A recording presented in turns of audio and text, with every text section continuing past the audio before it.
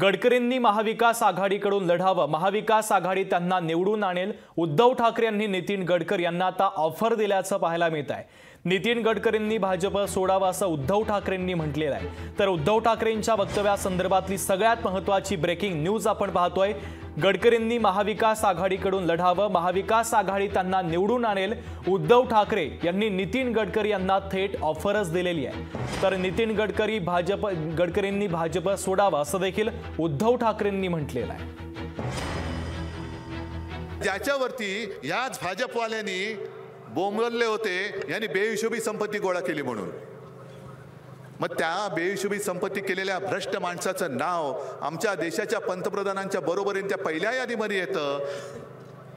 पण ज्यांनी भाजपा रुजवण्यासाठी इकडे खस्ता खाल्ल्या, अगदी प्रमोद महाजन, गोपीनाथ मुंडेजींच्या नंतर त्यांच्या बरोबरीने युतीमध्ये जे मेहनत करत होते, त्या नितीन गडकरींचं नाव त्याच्यामध्ये नाही।